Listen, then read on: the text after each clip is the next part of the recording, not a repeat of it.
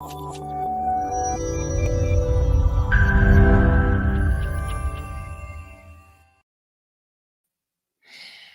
can you learn in the next 21 minutes? That's what we're here to find out. Hi, I'm Kiki L'Italienne, and welcome to 21 in 21 Talks, where you're going to learn about everything from building a business to beekeeping. Who knows what you're going to learn?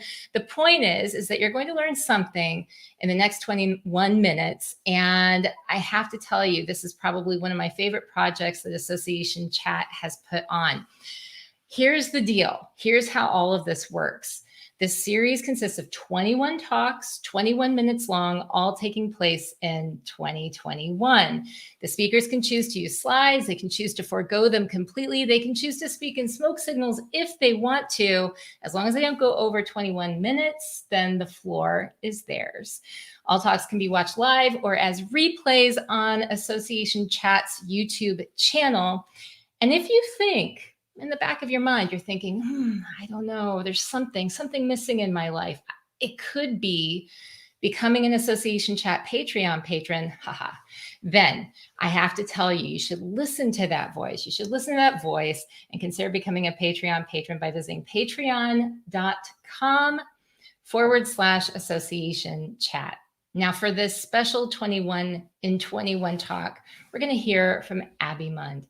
Today, Abby is going to teach us about how finding the right solutions for your event is finding the right solutions for how to best achieve your strategic goals beyond your event. Interesting. So I want to welcome Abby up. Abby, I'm so excited to learn more about this. Take it away. Thank you so much, Kiki. It's my pleasure to be on Association Chat today. This all started from me commenting on a post on LinkedIn, and so I'm just delighted to be with you all. As Kiki said, today I'm going to talk about finding the right solutions for your event and how doing that is actually finding the right solutions for how to best achieve your goals, your strategic goals beyond your event. I think across the industry right now, we are seeing a need to go back to the basics. It's crucial for organizations to go back to their mission and back to their strategic plans and to reevaluate their strategy. So if it's been a while since you've thought about your mission as an association, I encourage you to take a few seconds here. And I can be silent, even though we're not with each other in person, but think back to your mission and your strategic goals here for just a second.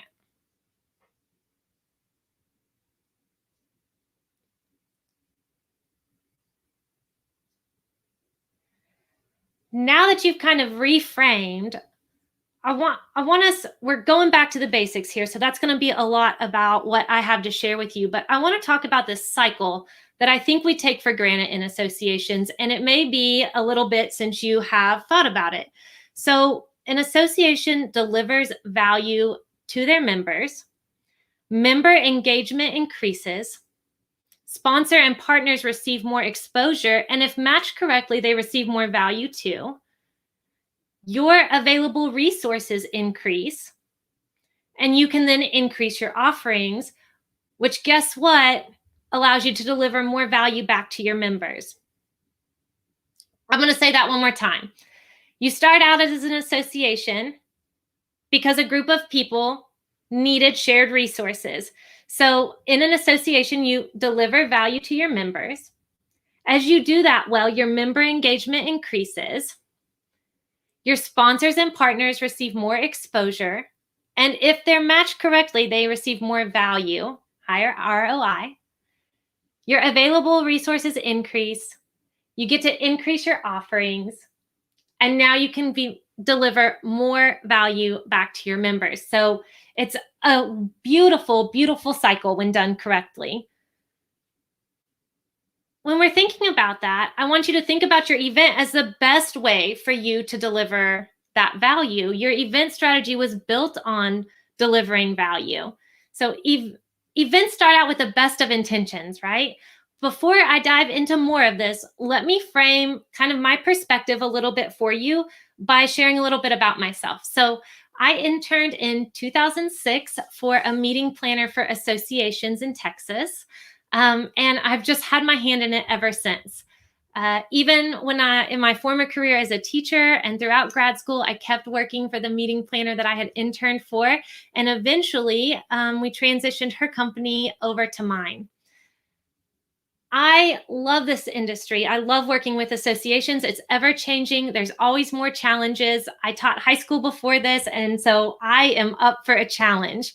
And my passion is really helping people reach their full potential, which sometimes it may not seem like that's a direct effect of an association, but I think that's why I love working with associations so much.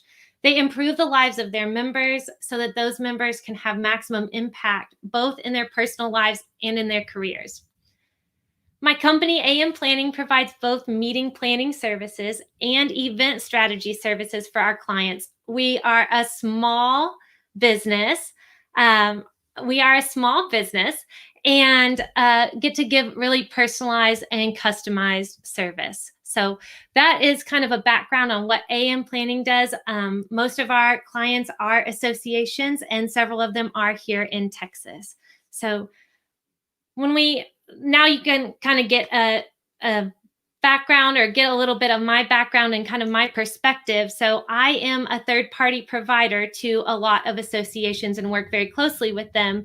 And as we all know, throughout the challenges of last year, a couple things have become evident. And what's evident to me is that the people who are successful in transitioning their event strategy in these changing times are the people who are using that event to deliver on their strategic goals.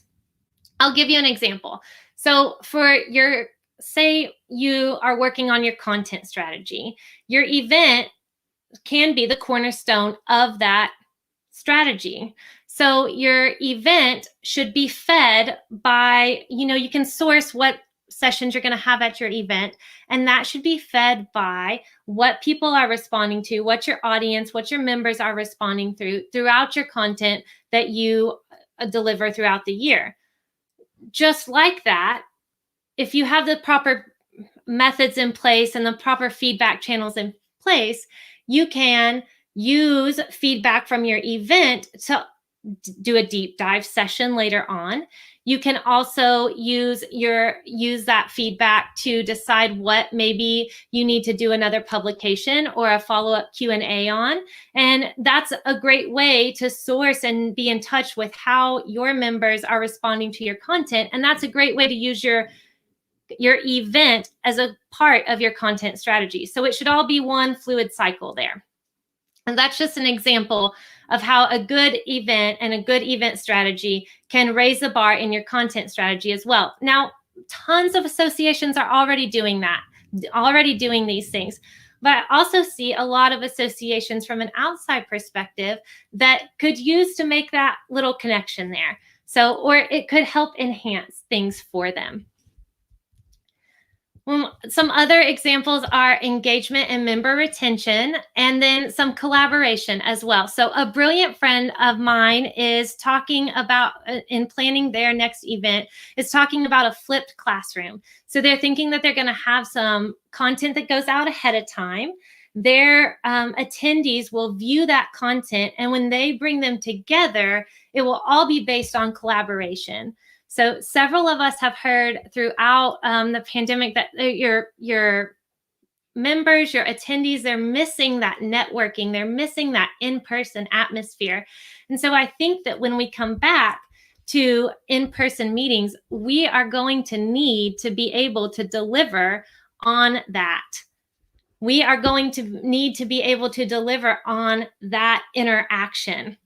Another point of collaboration that I think we can look at with our event strategy is bringing our partners and sponsors in. And there are several people touting this information. So this is not original, but I am in complete agreement that when we consider our partners and our sponsors and the best way to bring them in, we need to be looking beyond just that in-person event. We need to be looking at how to position them and utilize their expertise to have the maximum impact for our members. Because remember, when our members are engaged, right, when we're delivering that value, our members are engaged, and all the ships raise, right? So a good event strategy is really your way to deliver your value for your members. I have a client who is a teacher organization, and they provide professional development at their conference. And so when we moved, when they knew their conference was going to be canceled last year, the very first discussion we had says, we are going to try to set you apart as a premier provider for professional development education online now. And so that's what we did. We worked to have enough sessions. We worked to be able to package those sessions and make them accessible to people outside of their normal realm, which several of you have done. But the reason that they were able to have to increase their membership was because they were delivering the value that people were coming to them for. So it's all tied together when we go back to the basics and when we look at what our strategy is and our strategic goals. So another thing we can do for that client is then repackage that content. Maybe we package a couple sessions together, or look at some tracks and some intense sessions or some specialized instruction. So there's also non-dues revenue that we can look at when we look at events and what we can spin off of that, right? You're also looking, I think that I need to clarify, when I talk about events, I'm talking about both in-person and online. And when I talk about event strategy, I'm talking about how to best deliver value to your members, the content and the information and the value that they come to you for, the reason that they are members of your organization. How do you best do that in the method that they most want to receive throughout the 365 days of their membership? So when I talk about event strategy, that's really what I'm going back to here.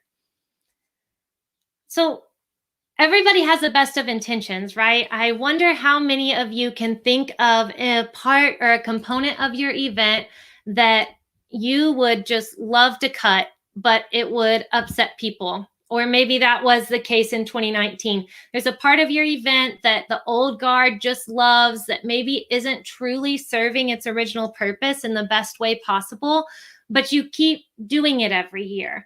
And there's a lot of staff association teams that are great at making changes to their events. But you also, an event is just one part of running your organization. So even people with the best of intentions sometimes don't have all of the resources or don't have the availability to implement the changes that we want to make at the end of the year and keep doing everything else.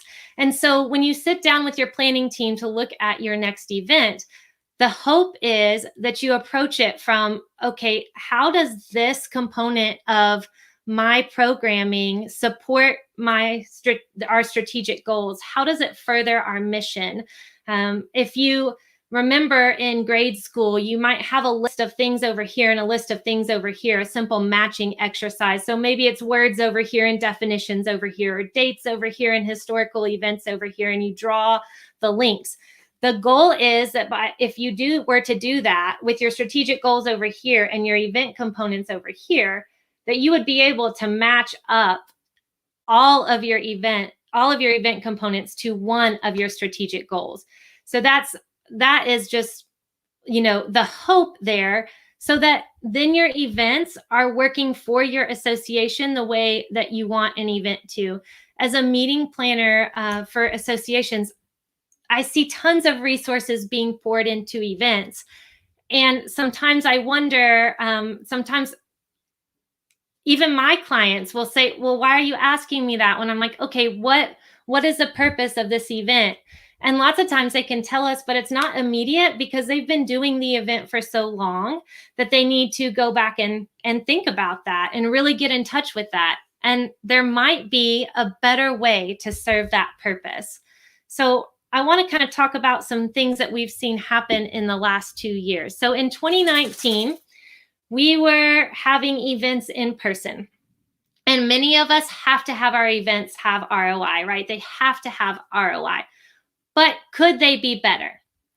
That's a question, right? Could that be better for our organization? And so when we're looking at 2019 events, has anybody ever had their debrief and had a lot of improvements that they wanted to make.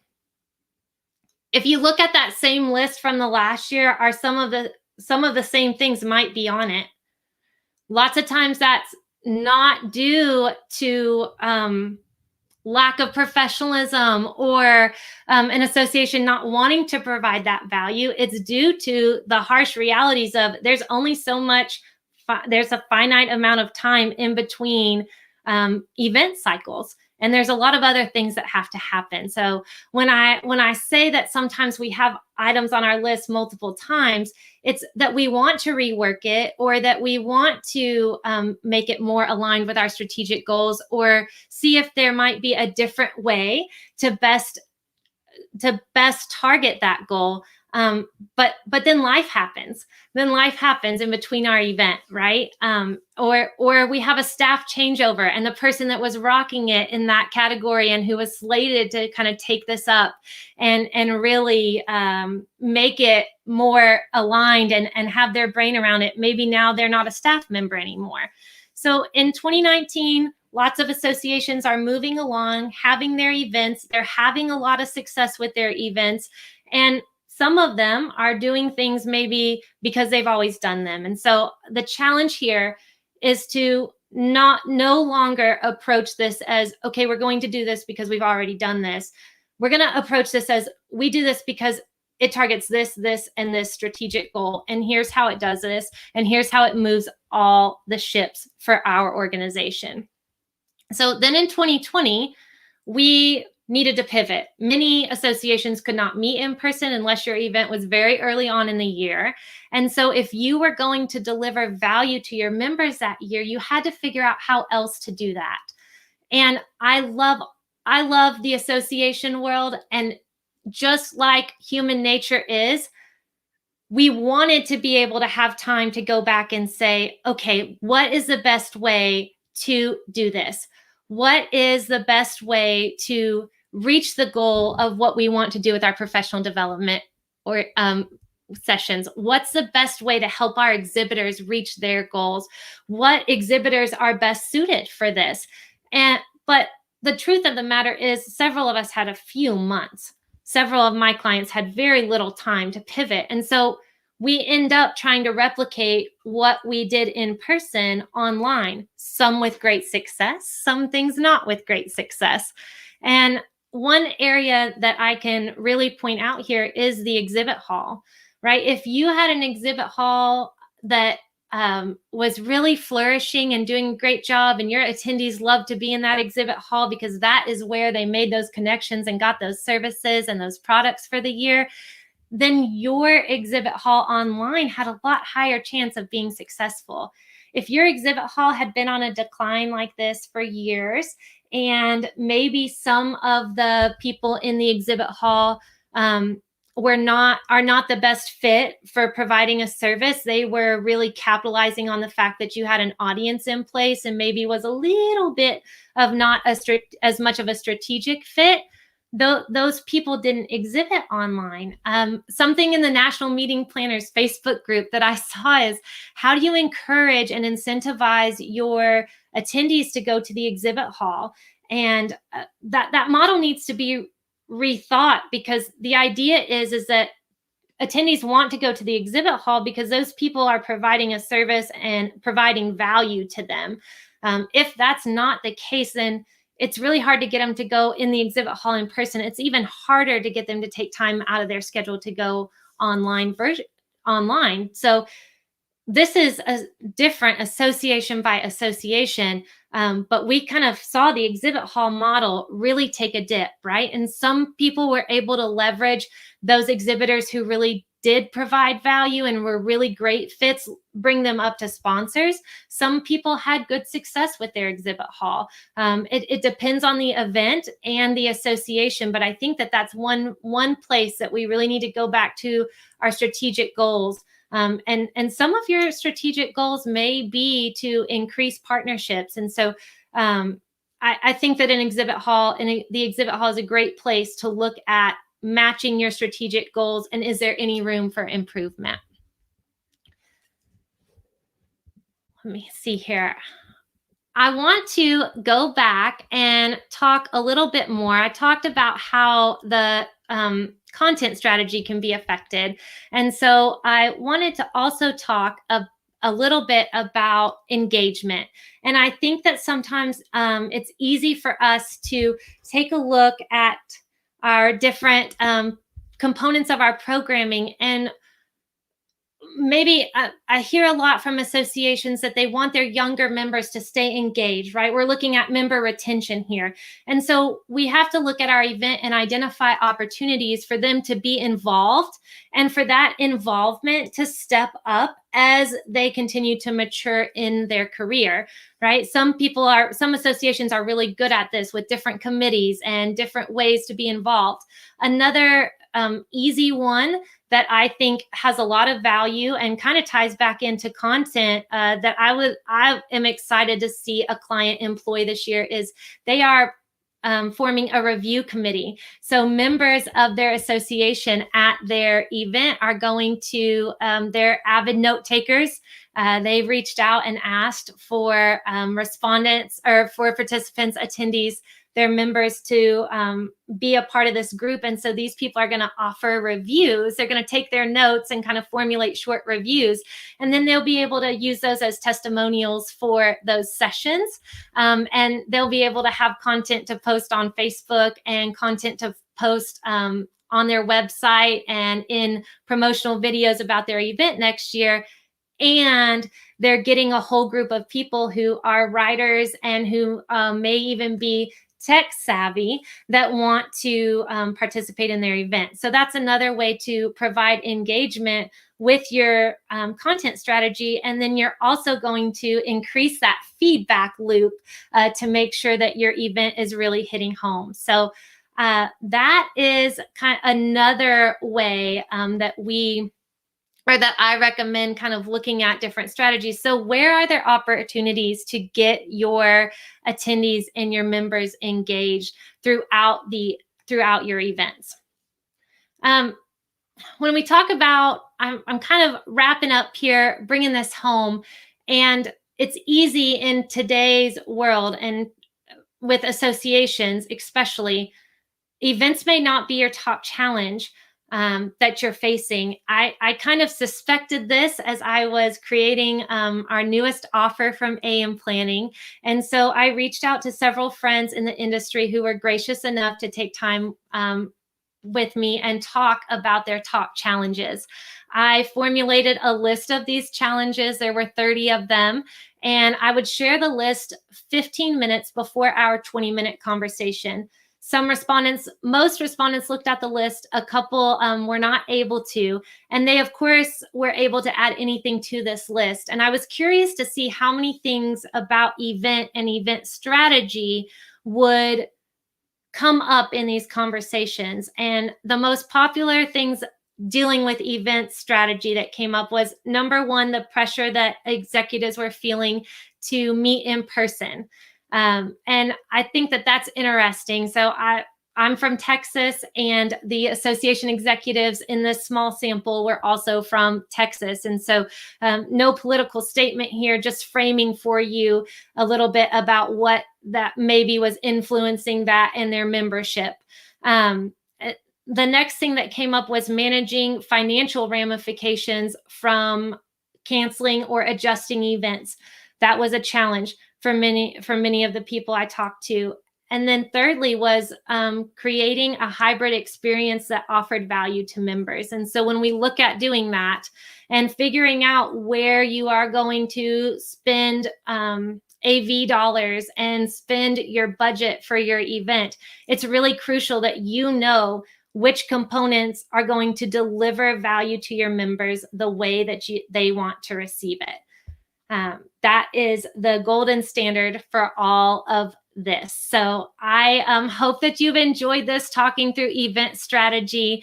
And just again, thank you, Kiki. I am grateful to be here talking today, and am happy to brainstorm with anyone about event strategy and if there's a way to bridge an event strategy and that impact with the other strategic goals of an association.